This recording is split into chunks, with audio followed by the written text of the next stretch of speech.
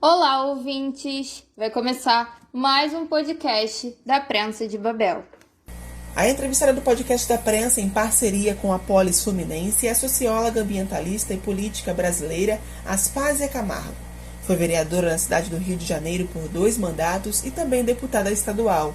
Aspásia também foi secretária de Cultura do Estado do Rio, presidente do Instituto de Pesquisa Econômica Aplicada, o IPA, e secretária executiva do Ministério do Meio Ambiente. Teve papel de protagonismo como consultora na elaboração do plano diretor do município de Búzios, que chegou a ser considerado um plano modelo para outras cidades. Como deputada, se envolveu diretamente nas discussões para a resolução dos problemas da cidade, ligados ao tratamento de esgoto e suas consequências.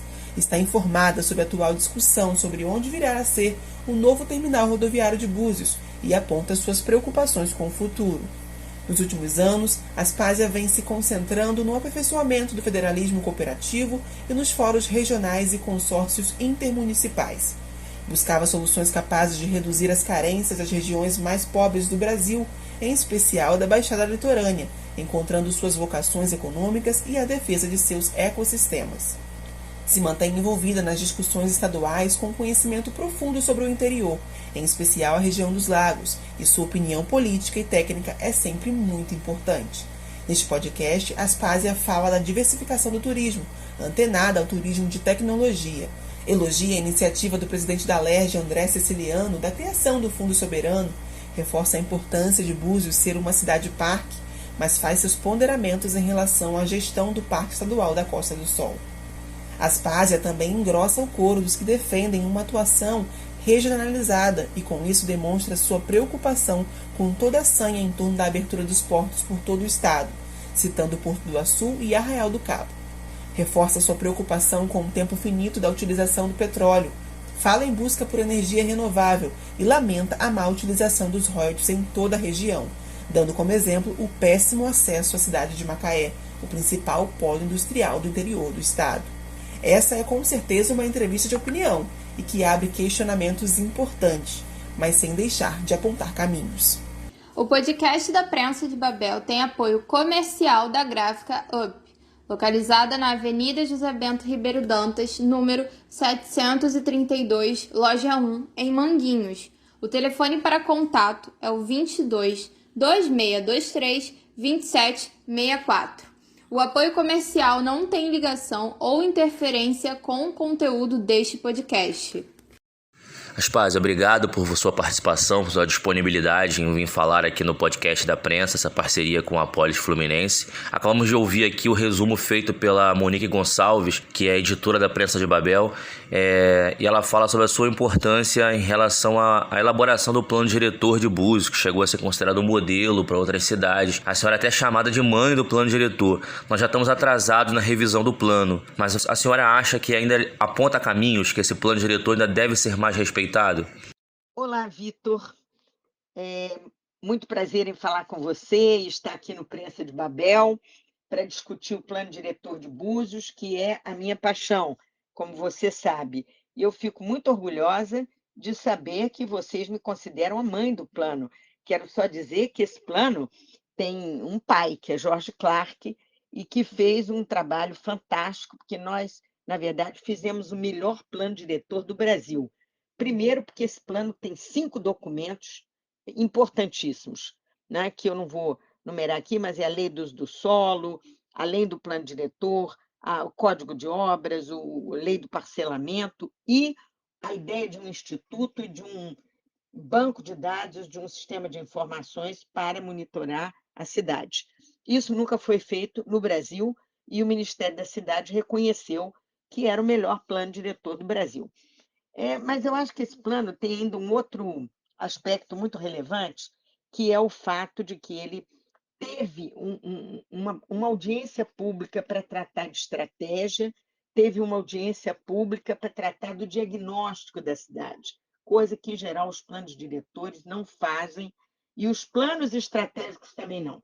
O plano estratégico agora da Prefeitura do Rio de Janeiro acabou de sair, é sempre em torno de metas, e objetivos e números, mas não diz por que as coisas dão errado, onde elas dão errado.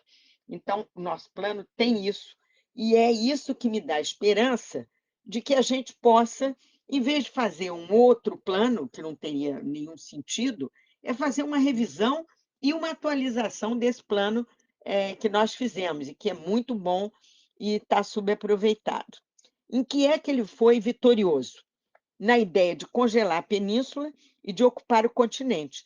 Levou 15 anos, mas nós acabamos vencedores, porque o projeto Modiano está aí, é um projeto muito interessante, que contempla, como nós desejávamos, os canais, e imagina que essa cidade pode ser uma grande promotora do turismo náutico, que não existe no estado do Rio de Janeiro. Isso é uma vergonha para nós, porque esse é o melhor turismo do mundo, o turismo náutico. E outro ponto importante, vem agora a notícia maravilhosa, que é esse deslocamento rodoviário que nós sempre quisemos, não é? Uma entrada mais restrita, que nós sempre também recomendamos. Aí as pessoas diziam que não era possível, que a lei não permitia, mas é lógico que permite. O prefeito agora está pensando em fazer isso, porque não é possível que a cidade seja entregue a um turismo predador, com milhares de ônibus entrando uns atrás dos outros e tornando a cidade inabitável. Então, essa também acho que um ponto importante, que foi esse deslocamento rodoviário e a homenagem que estamos fazendo e que o novo projeto está fazendo ao Otavinho Raja Gabalha, que também, digamos assim, cá entre nós, tem uma contribuição gigantesca para garantir a qualidade do turismo de Búzios, a qualidade da ocupação de Búzios. Ele foi o grande promotor dessa visão de que Búzios era diferente e que Búzios era melhor. Nós temos que honrar essa tradição que ele criou para nós. Aspásia, dando continuidade então ainda essa questão do plano diretor e já linkando com o que você já se adiantou na sua resposta em relação à nova via de acesso, a possibilidade da nova rodoviária de Búzios, eu queria saber um pouco mais sobre a sua compreensão dessa questão. O plano diretor aponta o bairro São José, há uma corrente na cidade que ainda defende a construção em outra região do município, sendo que ali foi onde o plano, nessa discussão toda, se organizou, né, para montar o crescimento organizado da cidade para o continente. Eu queria saber como é que está a sua compreensão dessa parte um pouco mais e mais a fundo nessa questão. Você sabe, Vitor, que essa ideia de refazer a rede de transporte de Búzios é uma ideia que é coletiva, né? O plano diretor apenas se encarregou de dar perenidade e grandeza a essa proposta. E, de fato, agora nós vemos o projeto já viabilizado economicamente com dinheiro, recursos do Fundo Soberano, que é uma novidade, e eu acho que isso muda tudo, né? Porque realmente o problema do acesso a Búzios era extremamente complicado. Quando nós pensamos em valorizar o continente, é porque era uma área desocupada, enquanto a península estava absolutamente lotada, né? E essa ideia de ter o bairro São José abrigando um novo rodoviário, eu acho que resolve muita coisa, melhora digamos, a mobilidade urbana de Búzios, né? E torna Búzios sob esse aspecto, uma cidade mais sustentável, né? Porque a mobilidade urbana ela é sustentável.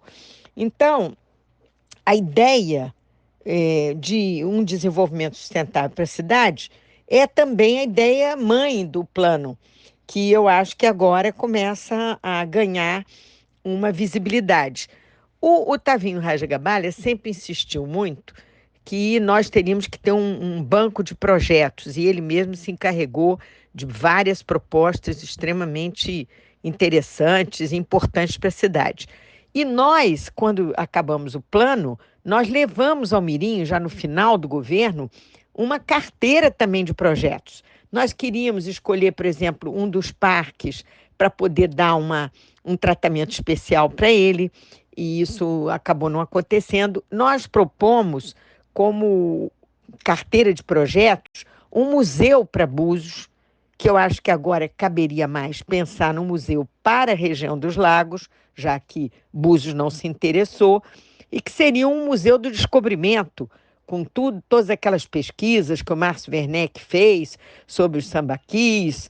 Afinal de contas, a gente sabe que Américo Vespucci chegou à região dos lagos antes de Cabral chegar à Baía de Todos os Santos. Então, é mais uma razão para a gente imaginar que o desenvolvimento sustentável ele envolve uma integração cultural da cidade, ele envolve a mobilidade urbana, ele envolve o crescimento econômico de Búzios através do turismo náutico e de um turismo também que promova, por exemplo, a vinda de empresas não poluidoras para a cidade, né? Aproveitar agora que o 5G já é uma realidade para que ele seja imediatamente implantado em Búzios e que Búzios possa tirar proveito dessa vantagem comparativa, porque todos esses projetos modernos de tecnologia, eles amam o que é bonito, né?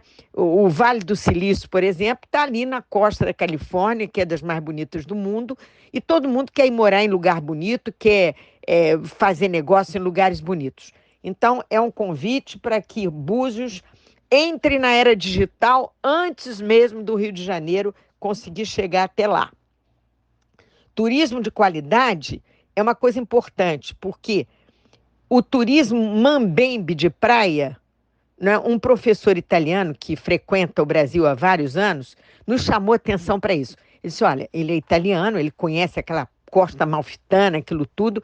Ele disse, olha, se você quiser acabar com uma cidade, você estabeleça um turismozinho mambembe, onde a pessoa vai beber uma água de coco debaixo de um coqueiro. Isso não funciona. Você tem que ter negócios, você tem que ter o turismo para agenciar coisas novas, você tem que ter empresas não poluentes, você tem que ter serviços muito avançados, né?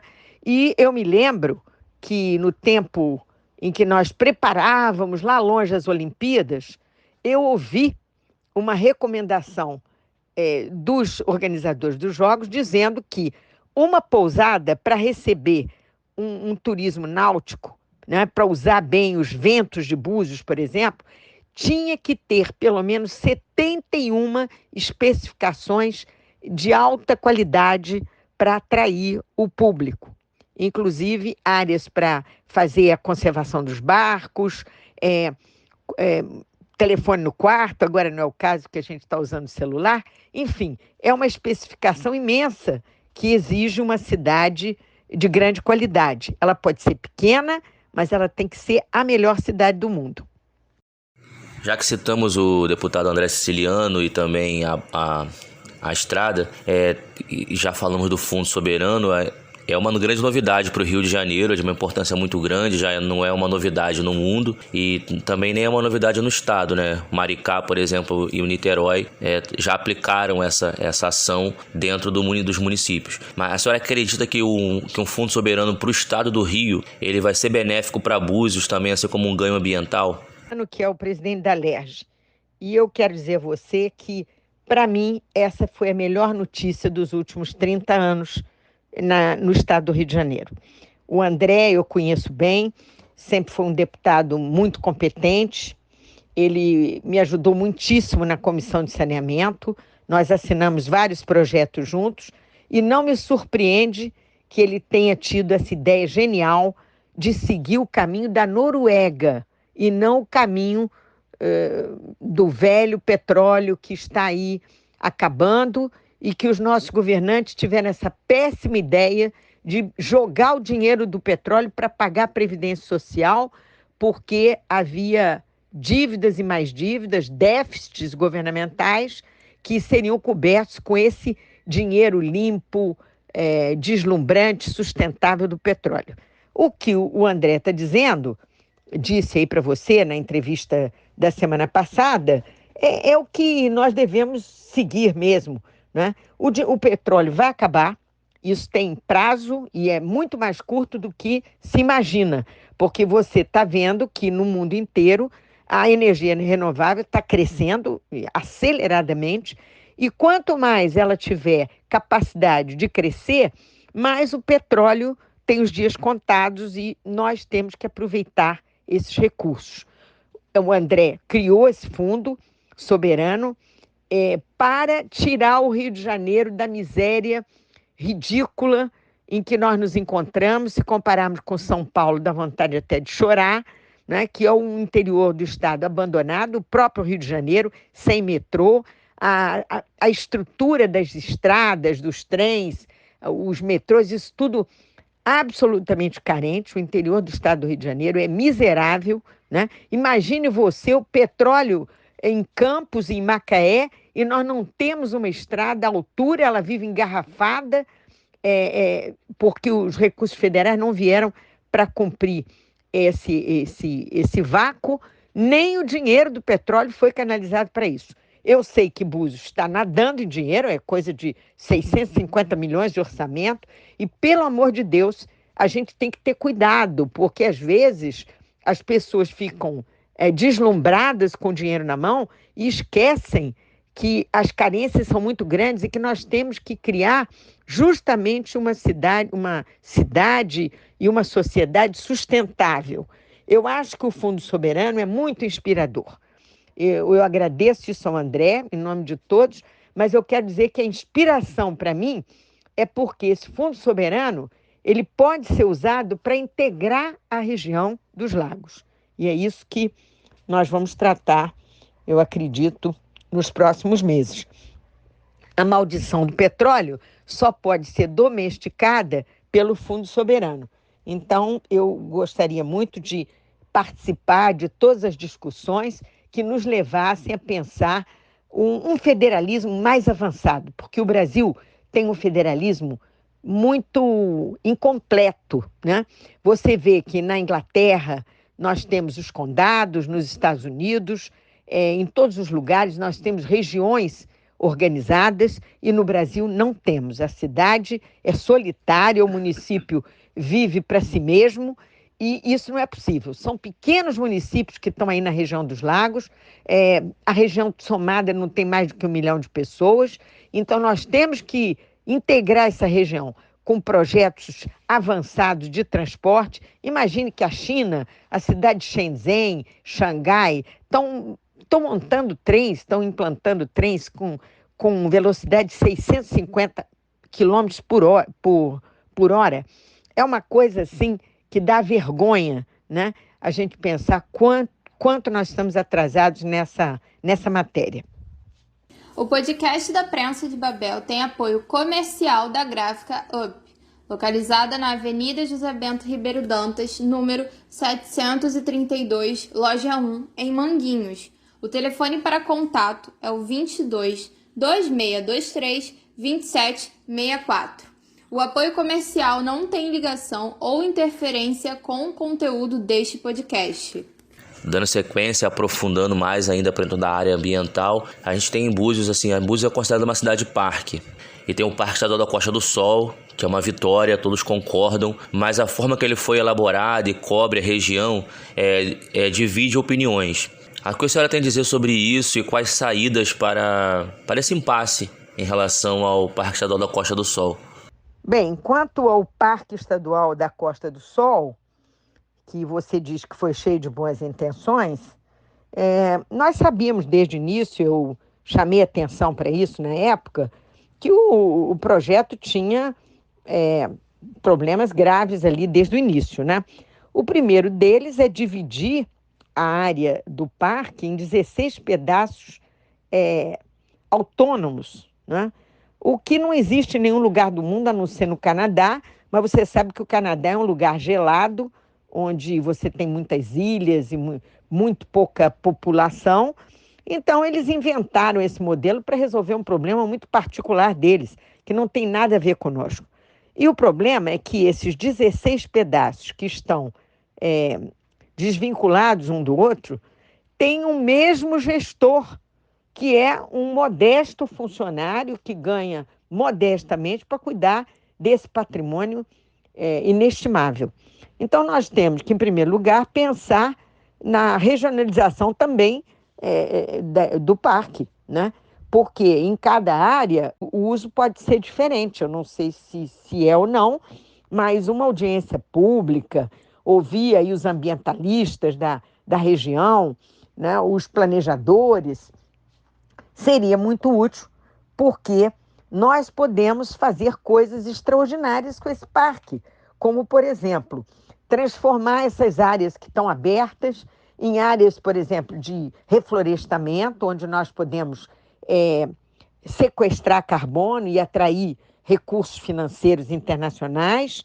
Isso é uma possibilidade. A outra é o turismo, o ecoturismo, que nós precisamos implantar e que é muito divertido, atrai muita gente, mas que tem que também abrir o parque à visitação, e para isso não é possível que a equipe que cuida do parque seja tão modesta que não consegue nem se manter em pé, né? Então nós precisamos considerar que, se nós queremos que o parque renda para a região dos lagos, é preciso que ele seja prestigiado e fortalecido na sua estrutura administrativa, que é absolutamente ridícula.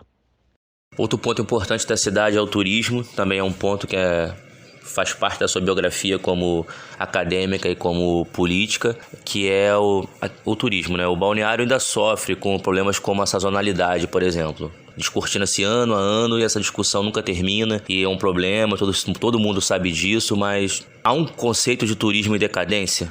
Quais seriam as possibilidades para sair desse buraco, vamos dizer assim, na qual nós nos encontramos e ficamos dentro dele sem encontrar a saída muitas vezes?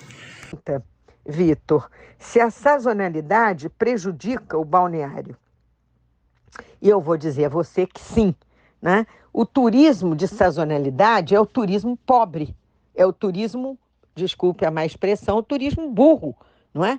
Porque ele, na verdade, se concentra, como eu disse, nas atividades de praia, de verão. Mas numa área como essa, paradisíaca, o inverno é o paraíso também, né?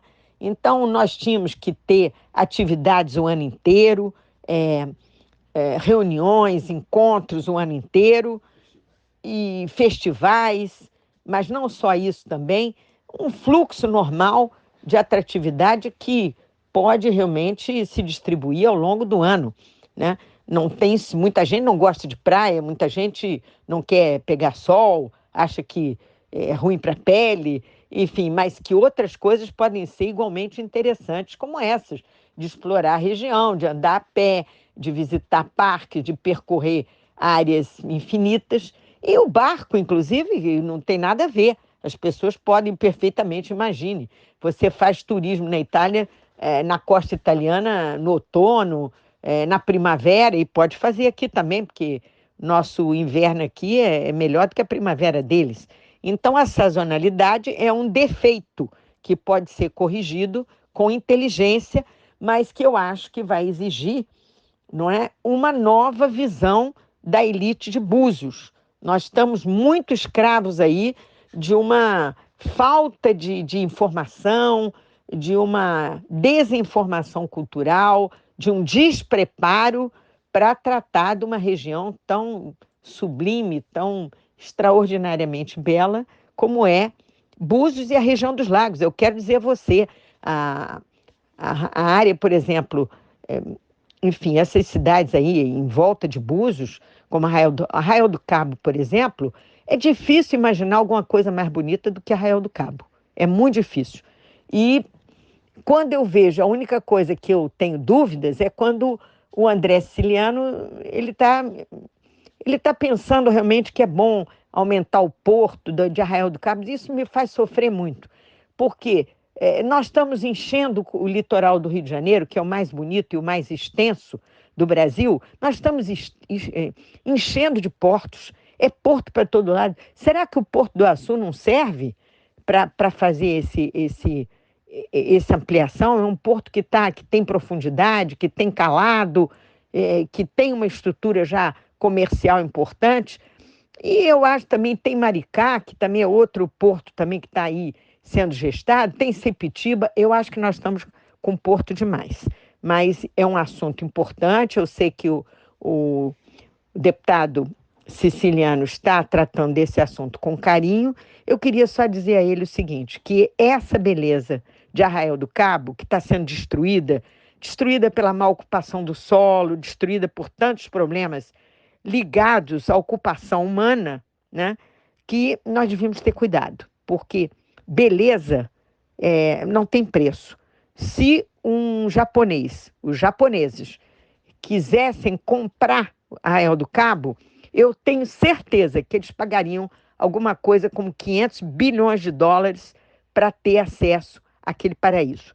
Se nós acharmos que é melhor fazer comércio, atracamento de navios e tudo mais, é um problema. Eu mesma tenho restrições a esses navios que perambulam pela costa brasileira e que, no fundo, pagam muito pouco pelo que eles usufruem das cidades, por onde eles passam, e acabam, muitas vezes, mais prejudicando até do que ajudando a cidade. Então, vamos cuidar, porque a sustentabilidade é o seguinte, o planeta Terra, ele é um só, né? Se você está morando num lugar bonito, cuide dele, porque ele pode ficar horroroso, e quando ele começar a ficar feio, degradado e horroroso, ele não vai custar mais nada, ele vai custar zero. Então, enquanto isso não acontecer, nós temos a esperança de poder cuidar da beleza com o carinho e com o cuidado que ela merece. Diante de tudo que nós conversamos aqui, a minha última pergunta ela é a seguinte: quando entenderemos que a única saída para o futuro da região dos lagos é uma ação em conjunto, levando em consideração a nossa vocação regional? Vitor, sua última pergunta me deixa muito grata, muito grata. Você está me perguntando sobre a vocação regional integrada e planejada da região dos lagos. E eu digo a você que isso é o meu grande sonho, porque nós precisamos dar escala às coisas, às regiões, à geografia, para poder gerar a prosperidade. E isso significa que nós podemos distribuir pela região os recursos que são muito escassos no Brasil. Quando você tem, por exemplo, você vai instalar uma escola técnica de alto nível, uma escola de hotelaria, quando você vai instalar uma empresa, tudo isso tem que ser muito bem organizado, muito bem planejado, porque essas coisas podem ser distribuídas pela região como um todo. E aí a pergunta que nos ocorre é a seguinte: para que isso aconteça, é preciso ter um ousadíssimo plano de transporte de massa, né? Você tem que ter a certeza de que você vai chegar de Araruama a Búzios, de Cabo Frio a Araruama, muito rápido, né? Então, assim você consegue distribuir a riqueza e distribuir os serviços, distribuir os equipamentos urbanos, os equipamentos sociais que nós precisamos. Eu acho que o meu sonho era ter um federalismo onde as regiões fossem respeitadas e valorizadas. E eu acho que ter um plano estratégico, não para Búzios, ou para Cabo Frio, ou para Arraial do Cabo, mas ter um plano estratégico, um plano integrador da região dos lagos, que cresce, que tem uma vitalidade muito grande, seria talvez a maior conquista que o Rio de Janeiro poderia conseguir. Porque aí sim, nós vamos ter escala, nós vamos atrair negócios, nós vamos poder dar um salto de qualidade, porque hoje o grande desafio mundial não é simplesmente atrair pessoas, é implantar projetos que sejam transformadores, tecnologicamente avançados, que criem empregos avançados, mas para isso nós temos que capacitar a nossa população. E se você me permite a franqueza, eu acho que nós precisamos capacitar nossas lideranças políticas, porque quando elas surgem, às vezes em áreas populares, outras vezes não, mas essas pessoas precisam estar preparadas para as decisões importantes e complexas que nós vamos ter que tomar, né? E o que eu não vejo é exatamente isso. Se você pensar, a emancipação de Búzios enriqueceu uma classe política local, sem dúvida, não tenho nada contra, mas ela não conseguiu dar o salto de qualidade na cidade que nós esperávamos. Então, eu acho que chegou a hora da verdade. Vamos discutir, vamos capacitar esse povo, porque todo mundo tem boas intenções, mas, às vezes, a falta de informação pode ser fatal num momento como esse, em que tudo reside na qualidade dos recursos humanos, na qualidade das nossas lideranças, na qualidade dos projetos que nós poderemos implantar na região dos lagos como um todo. E, claro, que Búzios vai ter a sua parte já garantida, mas eu acho que todos poderão crescer muito com esse projeto. Eu espero que você lidere essa discussão. O deputado siciliano tem um lugar cativo nesse projeto, porque ele vai certamente apoiar com entusiasmo essa proposta, e nós temos que chamá-lo para conversar conosco, chamar as lideranças de todas as cidades que estão aí, e eu sei que há pessoas maravilhosas que estão pensando, que estão inventando propostas, e é com elas que nós temos que conversar, Vitor, para poder dar o grande salto que nós precisamos nessa região, que Deus andou por aqui e não tem outra igual. Beijos para todos e meu amor eterno. Nós agradecemos a sua participação, a disponibilidade de falar com a gente, trazer essas informações importantes para os ouvintes da Polis Fluminense nessa parceria com a Prensa de Babel. Então, ficamos aqui, acabamos de conversar com Aspásia Camargo, ela que é socióloga, ambientalista, professora e política brasileira, em mais de uma discussão de temas de grande importância para o interior do Rio de Janeiro. E este foi mais um podcast da Prensa de Babel. Nos acompanhe pelo nosso site e também por nossas redes sociais.